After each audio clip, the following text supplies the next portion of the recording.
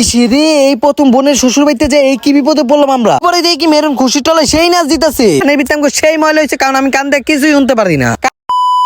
Hello guys, আসসালামু আলাইকুম। আশা করি তোমরা সবাই ভালো আছো, আর আমিও খুবই ভালো আছি। আজকে আমি চলে যাবো আমার বোনের শ্বশুর বাড়িতে। আর এটা শুনে তো মেরুন সেই খুশি হয়ে গেছে, কারণ আমার বোনের শ্বশুর বাড়িতে এর আগে কখনো মেরুন যায়নি, আমিও কখনো যাইনি। তা আজকে আমরা বোনের শ্বশুর বাড়িতে বেড়াতে যাবো। আর একটু পরে দেখি মেরুন খুশি টলে সেই নাচ দিতেছে। আমার সেই মনে হয় বেশি খুশি হয়ে গেছে আমার বোনের শ্বশুর বাড়ি যাওয়ার লিগা। আর যাই হোক, ওইগুলো বাদ দিয়ে আমরা কিন্তু রেডি হয়ে গেছি, আর আমাকে গোষ্ঠীর কিন্তু আজকে সবাই যেতেছে আমার বোনের শ্বশুর বাড়িতে। যাই হোক, কাউলতে সেনজিল হয়ে আমরা চলে এলাম একবার বগুড়া রেল স্টেশনে। আর মূলত এই রেল স্টেশন থেকে আমাকে যাইতে হবে একবার আমার বোনের শ্বশুর বাড়িতে। আর রেল স্টেশনে আসে দেখি এই জায়গায় অনেকগুলো লোক রয়েছে, কিন্তু এই জায়গায় একটা ট্রেনও নাই। আচ্ছা যাই হোক, ট্রেন আর লোক দিয়ে আমি কি করবো? আমি তো যাবো আমার বোনের শ্বশুর বাড়িতে। আমি আগে এখান থেকে টিকিটটা কাটতে নিলাম, কিন্তু টিকিট কাটতে যাই আমরা সেই বিপদে পড়ে গেলাম, কারণ আমরা যে ট্রেনে যাবো ওই ট্রেনের টিকিট এখনো ছাড়াই নাই। যাই হোক, এইগুলো দুঃখ কষ্ট আমার মনের মধ্যে লয়ে তারপর এই জায়গায় এলাম একটা ট্রেন দেখতে। এই জায়গায় একটা ট্রেন এসেছে, এই ট্রেনটা দেখে একটু মনের কষ্টটা শান্ত করলাম। আর মন শান্ত করতে করতে কিন্তু আমাকে টিকিট ছেড়ে দিচ্ছে, এর জন্য আমরা টিকিটটা সংগ্রহ করে ফেললাম। আমাকে ট্রেনেতে এখন আমাকে 1 ঘন্টা লেট আছে, তাই এর জন্য একটু পর আমি মেহরুনের কাছে যাই, কিন্তু মেহরুন দিয়ে এইদিকে শয়তান করতেছে, অনেক বাতরামি করতেছে। তারপর মেহরুনে আমি জিজ্ঞাসা, তুমি এত গেলে শয়তান করতেছো? সে আমার বলে কি সে আমার বোনের শ্বশুর বাড়ি যাইতেছে, এর জন্য সেই শয়তানি বাদামি করতেছে। যাই হোক, শয়তানি বাদামি শেষ করে আমরা চলে এলাম এনে কান খুঁজতে। কানের ভিতরে অনেক আমাকে ময়লা হয়েছে, এর জন্য ফার্স্টে আব্বু বয়ে পড়লো কান পরিষ্কার করতে, তারপর আমি বয়ে পড়লাম কানের ভিতরে আমাকে সেই ময়লা হয়েছে, কারণ আমি কান দেখে কিছুই শুনতে পারি না। কারণ ভাই হুনমু কেমন? কারণ আপনার কমেন্ট বক্সে যে গালাগালি করেন ওইগুলো হুইনা আমার কান ফাইটে গেছে।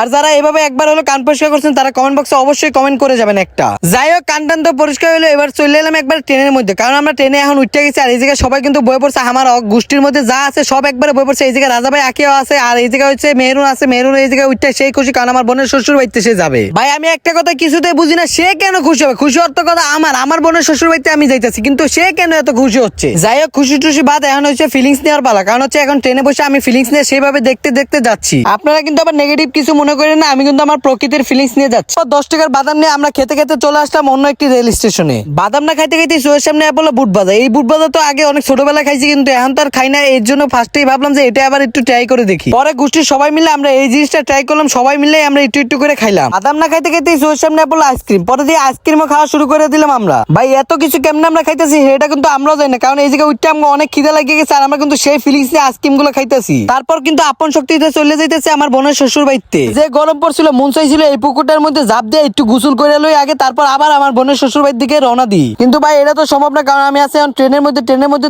যদি এই জায়গায় লাভ দিই, পরে আমার ট্রেনটা আবার মিস হয়ে যাবে, আর আমিও মারাও যাইতে পারি। তারপর দিয়ে এই জায়গায় রাজা ভাই সেই লেভেলে একটা ঘুম দিতেছে হা করে, জানো মশাগুলো সব হ্যার মুখ দিয়ে ঢুকে দিতেছে।